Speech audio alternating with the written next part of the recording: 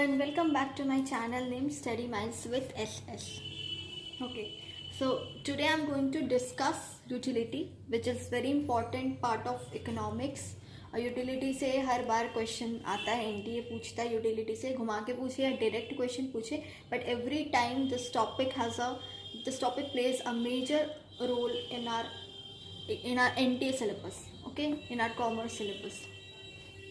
So utility क्या होता है पहले वो देखते हैं. The satisfaction that we get after consuming any product is called utility. One satisfying capacity of a good is called utility. Utility क्या है? कोई भी चीज़ जो हमें सेटिस्फैक्शन दे कंज्यूम करने पे. कोई भी चीज़ या प्रोडक्ट, कोई भी प्रोडक्ट भी हो सकता है, कोई सामान हो सकता है खाने का, या कोई पहनने का कपड़ा हो सकता है, कुछ भी वैसा प्रोडक्ट जो कंज्यूम करने पे हमें सेटिस्फैक्शन दे, हमें तृप्त कर दे, उसे क्या कहते हैं? हम यूटिलिटी कहते हैं. ओके, वैसा प्रोडक्ट जिसके कंज्यूम करने पे हमको सेटिस्फैक्शन मिले, दैट टाइप ऑफ प्रोडक्ट और that type of thing is called utility. Want satisfying capacity of a good is called utility. वैसा चीज़ जो हमें सेटिस्फाई कर पाए उसे हम क्या कहते हैं? यूटिलिटी. ओके, यूटिलिटी के फीचर्स क्या होते हैं? पहला, यूटिलिटी सब्जेक्टिव. यूटिलिटी ऑब्जेक्टिव नहीं होता है, यूटिलिटी इंटायरली सब्जेक्टिव होता है. इसका मतलब होता है it means a thing may have different utility for different person. देखो फॉर एग्जाम्पल, इसका एग्जाम्पल एक ले लेते हैं. Let's say pastry. ओके, देखो मेरे लिए यूटिलिटी क्या है? पेस्ट्रीज. मुझे पेस्ट्रीज बहुत पसंद है. हो सकता है आपके लिए कुछ और चीज़ की यूटिलिटी हो सकता है आपको चॉकलेट्स पसंद हो, आपको आइसक्रीम्स पसंद हो, आपको स्नैक्स पसंद हो, बट मेरे लिए क्या है यूटिलिटी? पेस्ट्री. मुझे पेस्ट्री इतनी पसंद है कि जितनी तो मैं खाते जाऊँगी. तो वो क्या होता है ना, उससे मुझे सेटिस्फैक्शन मिलता है. अगर मीठे में कोई कुछ हो तो मुझे पेस्ट्रीज पसंद है.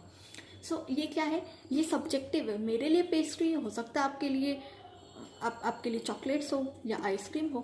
सो it is subjective. It entirely differs from person to person. हर पर्सन की अलग अलग यूटिलिटी होती है. Okay, so it means a thing may have different utility for different person. Different person के लिए डिफरेंट यूटिलिटीज़ हो सकती हैं. So it is subjective, it is not objective. अगर कभी एग्जाम में आ जाए यूटिलिटी फीचर्स देते और उस पर एक फीचर लिखते यूटिलिटी इज़ ऑब्जेक्टिव, और आपको दिया जाए चूज़ द इनकरेक्ट वन, तो क्या आप चूज़ करोगे? यूटिलिटी इज ऑब्जेक्टिव, क्योंकि यूटिलिटी सब्जेक्टिव होती है. Okay, remember. Now next is relative. Utility of a commodity never remains the same, it varies across time and place. देखो क्या कह रहा है कि कोई भी कमोडिटी की जो यूटिलिटी वो हमेशा सेम नहीं होती है. वो टाइम के हिसाब से, प्लेस के हिसाब से वेरी करते रहती है. फॉर एग्जाम्पल, एक एग्जाम्पल ले लेते हैं इसके लिए. फॉर एग्जाम्पल, मुझे पेस्ट्री की यूटिलिटी है. Okay, as I have told you earlier कि मुझे पेस्ट्रीज बहुत पसंद है. हो सकता है मुझे उस टाइम पे पेस्ट्री खाने का मन ना हो, मुझे कुछ और खाने का मन हो. मीठे में ही मुझे कुछ और खाने का मन हो, या मुझे मीठा नहीं मन हो, मुझे नमकीन खाने का मन हो. सो यूटिलिटी क्या होती है? टाइम के अकॉर्डिंग चेंज होती रहती है. ऐसा नहीं है कि यूटिलिटी आपका हर वक्त सेम रहेगा.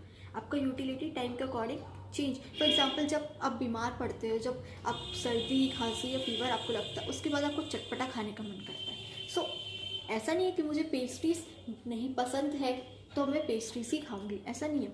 वो वेरी करता है टाइम के हिसाब से, प्लेस के हिसाब से आपका यूटिलिटी वेरी करता है. सो यही लिखा है इधर, utility of a commodity never remains the same. कभी सेम नहीं रहती है. It varies across time and place. It is independent of morality. जैसा कि यूटिलिटी सबकी इंडिपेंडेंट होती है. मेरे लिए किसी अलग चीज़ की यूटिलिटी, आपके लिए किसी अलग चीज़ की यूटिलिटी.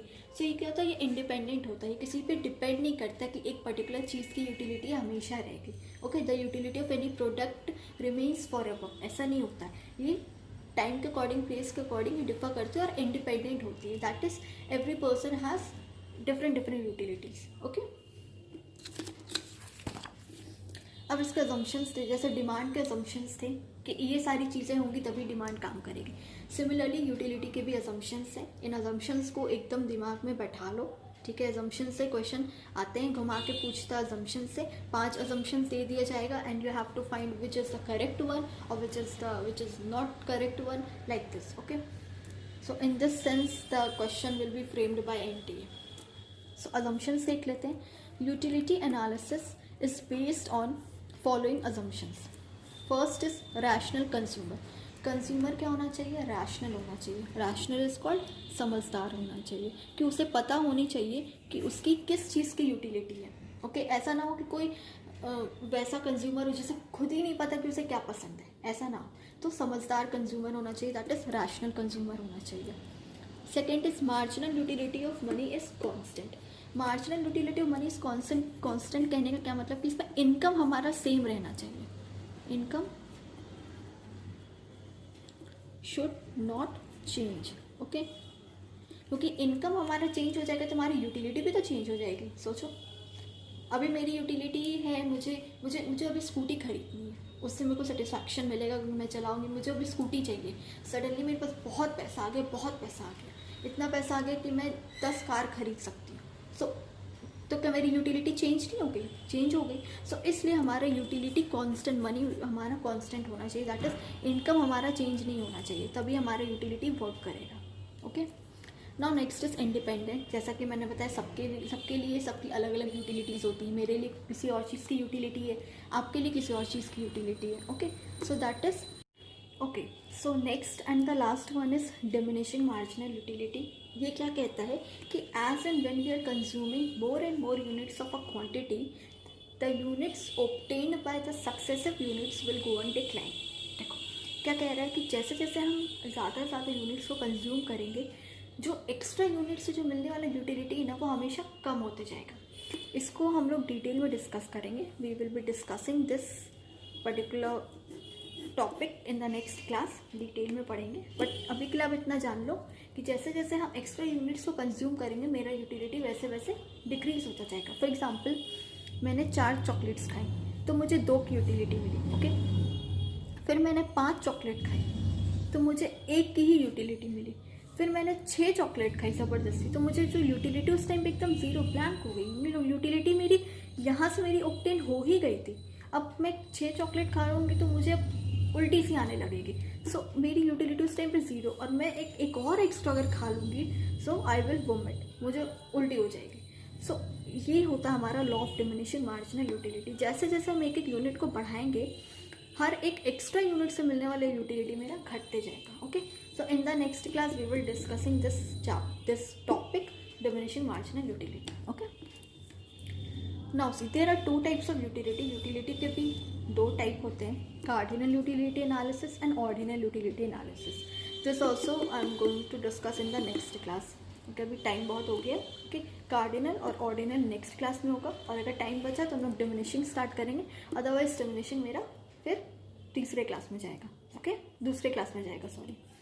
सो नेक्स्ट क्लास में हम ये डिस्कस करेंगे cardinal and ordinal. So till then revise करो and please like share and subscribe my channel. I am requesting you please subscribe my channel. अगर आपको मेरी वीडियोस अच्छी लगती हैं, पसंद आती हैं, then please share it with your friends also.